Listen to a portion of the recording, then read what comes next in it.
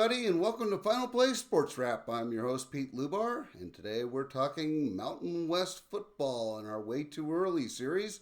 And today we're covering the UNLV Running Rebels.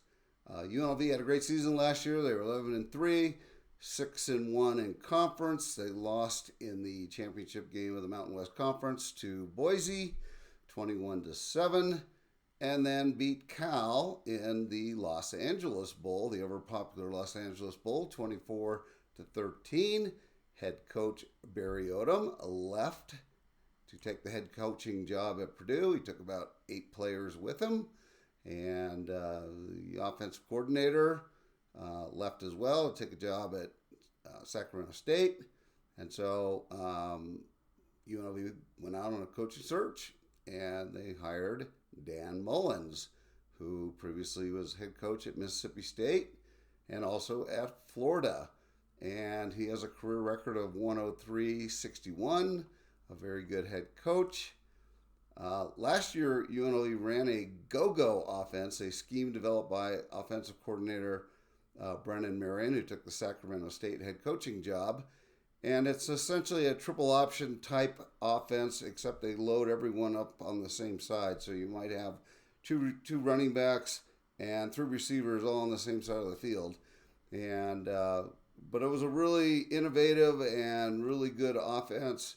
And they averaged 34.5 points a game last year, 416 yards per game.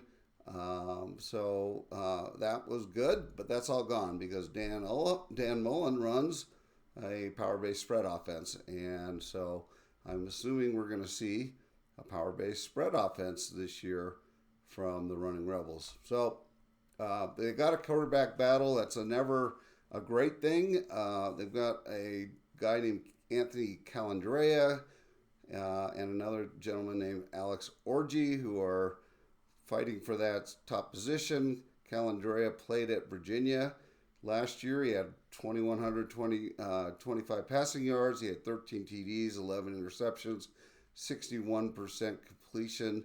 Takes a few risks. That's why he had 11 interceptions. Hopefully they can clean that up. Orji is a Michigan transfer who started 3 games for the Wolverines last year. He had 25 completions for 150 yards, so they obviously didn't use him much. 3 TDs, 2 interceptions, but he only completed 54% of his passes, which is below average for a big-time college football program.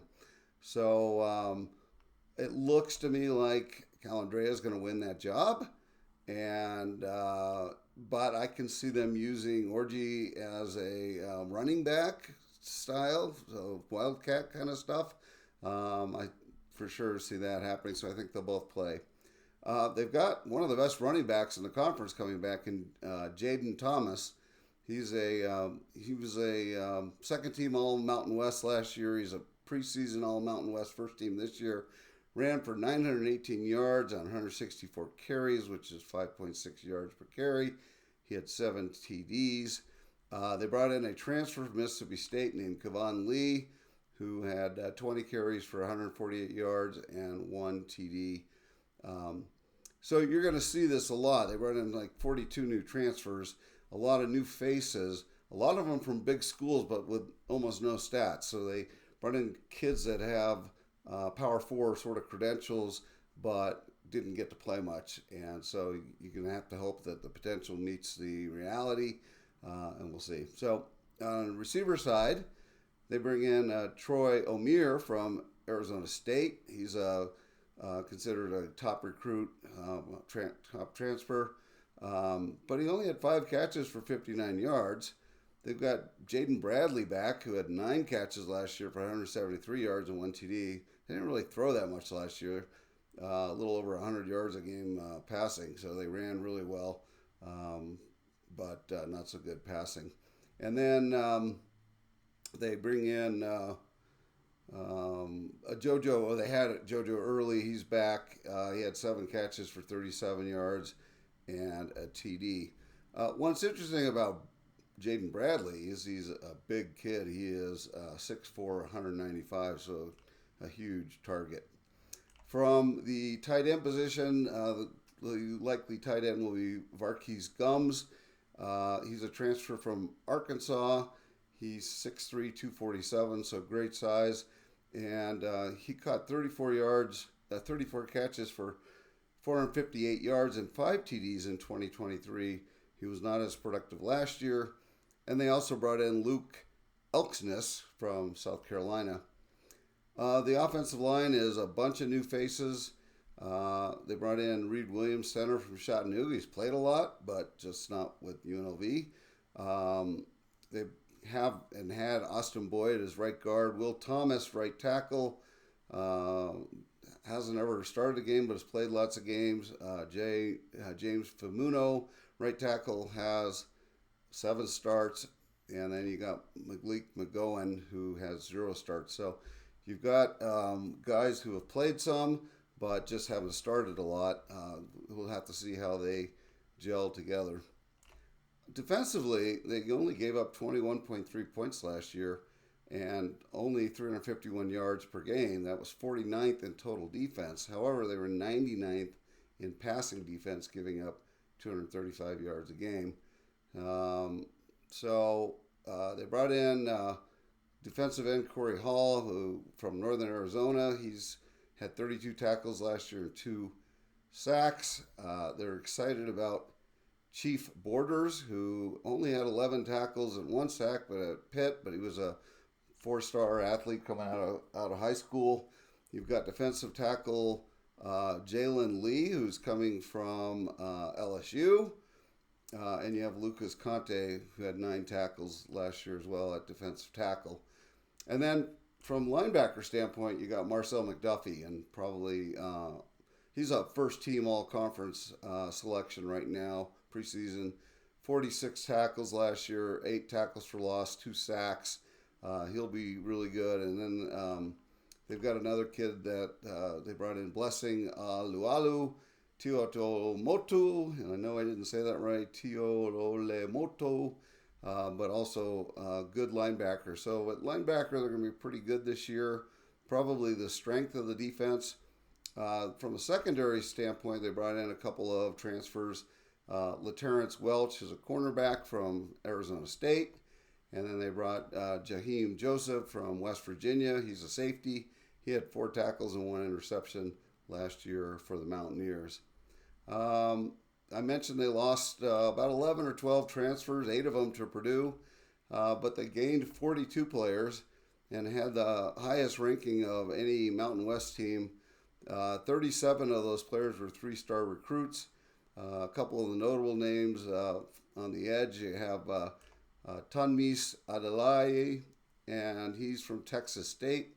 Redshirt junior, he was a 4-star out of Katy, Texas originally.